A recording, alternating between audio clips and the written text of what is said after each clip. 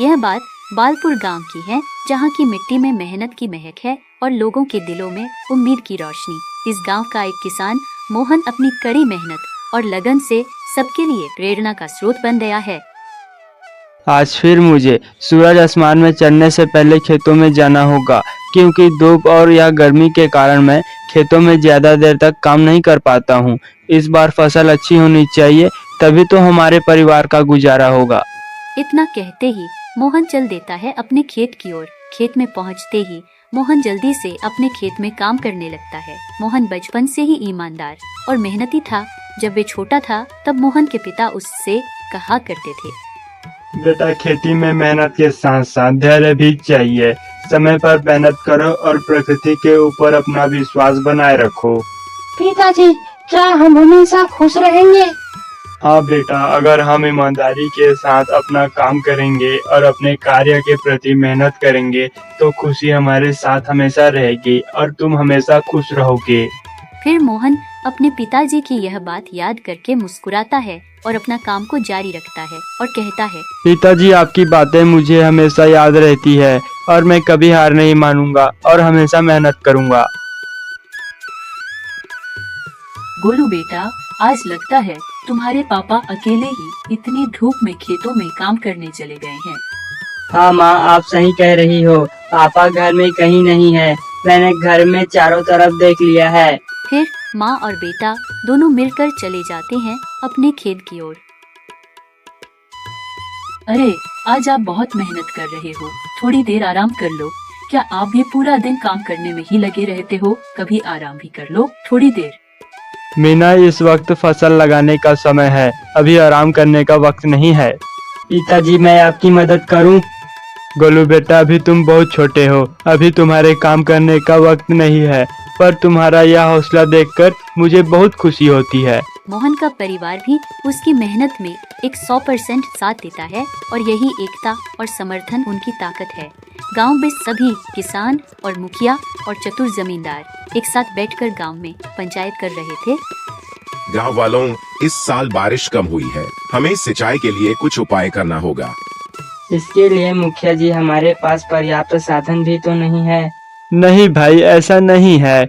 हम सब मिलकर काम करेंगे तो कोई भी समस्या बड़ी नहीं होगी। हमें एकजुट होकर इस समस्या का समाधान खोजना होगा। लेकिन मोहन के इस बात से चतुर जमींदार बिल्कुल खुश नहीं था, क्योंकि वह यह चाहता है कि सभी किसानों को कर्ज देकर उनकी जमीन हड़प ले और उनकी इस मजबूरी में उनका फायदा उठाए। हाँ, मोहन ठीक कह रहा है। हमें मिलकर एक कुआं खोदना होगा जिससे हम पानी का संग्रह कर सकें। नहीं मुखिया जी, यह संभव नहीं है। इतनी गर्मी में पानी कैसे निकलेगा? फालतू में हम लोग इतना मेहनत करेंगे। लेकिन चतुर जमींदार की बात को ध्यान न देते हुए सभी लोग गांव में कुआं खोदने का फैसला किया और सभी किसान गांव में मिलकर कुआं खोदने का काम शुरू कर दिया। फिर कुछ ही दिनों में गांव के सभी लोगों ने मिलकर कुआं खोदा, जिसमें बारिश का पानी इकट्ठा हो सके। लेकिन अभी भी चतुर जमींदार इस बात को लेकर टेंशन में था। अरे बिमला, ये सभी गांव के लोगों ने हमारे सारे सपनों के ऊपर पानी फेर दिया। मैंने कितना कुछ सोचा था कि इन सब की जमीन हड़प कर हम ऐसो आराम से जिएंगे। मैं इन गांव वालों को तो छोड़ूंगा नहीं, लेकिन मैं क्या ही कर सकता हूँ, क्योंकि मुखिया इन लोगों के साथ।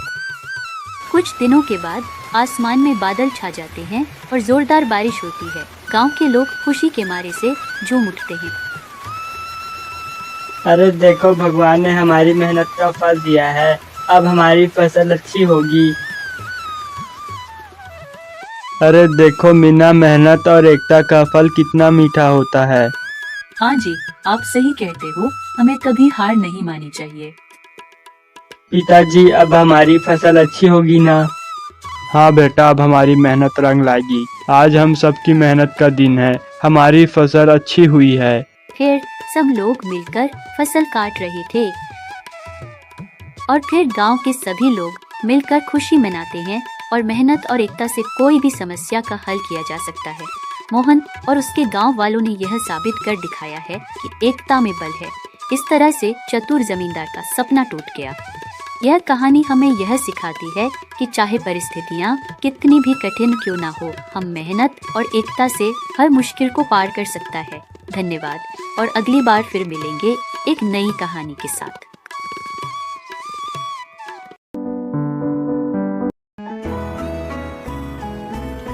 एक बार की बात है, रामगढ़ गांव में एक किसान रहता था जिसका नाम मोहन था। वह हर रोज अपने खेतों में जाकर काम करता था और शाम के समय काम खत्म होने पर वह घर वापस लौट जाता था। एक दिन वह हर रोज की तरह खेत में काम के लिए जाने के लिए निकल रहा होता है, तो वह अपनी पत्नी से कहता है, अरे गीता सुनो, मैं खेतों पर काम करने जा रहा हूँ। तुम मेरे लिए खाना वहीं ले आना, मैं वहीं पर खाना खा लूँगा। आज काम थोड़ा ज्यादा है। ठीक है जी, अब जाओ, मैं भी थोड़ी देर में आपके लिए खाना लेकर आती हूँ।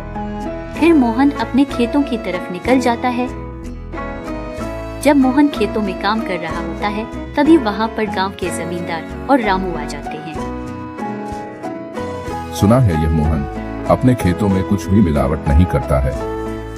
जी मालिक, सभी गांव वालों का ऐसा ही मानना है और मैंने यह भी सुना है कि पूरे रामगढ़ गांव में मोहन की फसल सबसे अच्छी होती है। जाओ जरा उससे पूछ कर आओ, क्या वो अपनी फसल हमें देगा।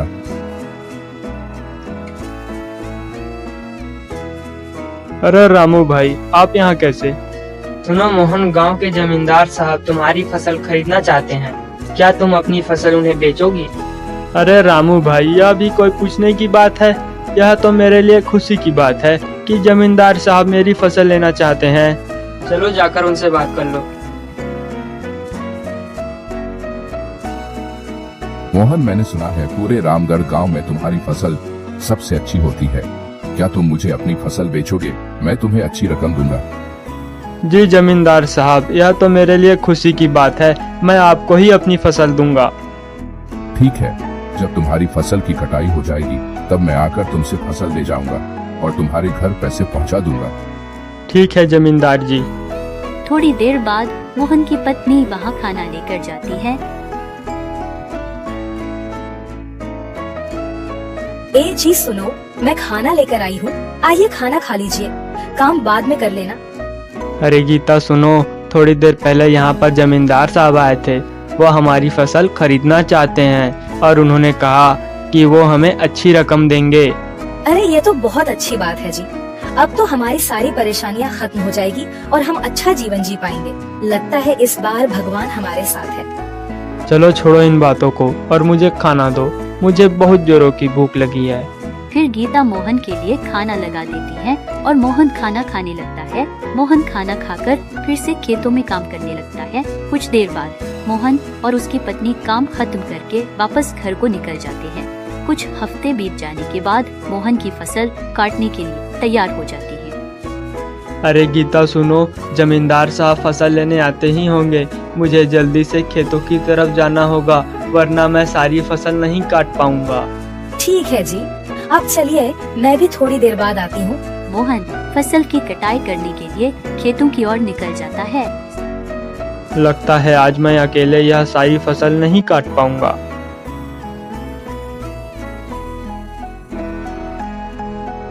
सुनो मोहन भाई, हमें जमींदार साहब ने भेजा है तुम्हारी मदद करने के लिए। हम तुम्हारे साथ हैं। चलो जल्दी से काम शुरू करते हैं, वरना रात हो जाएगी। मोहन और जमींदार के लोग फसल की कटाई शुरू कर देते हैं।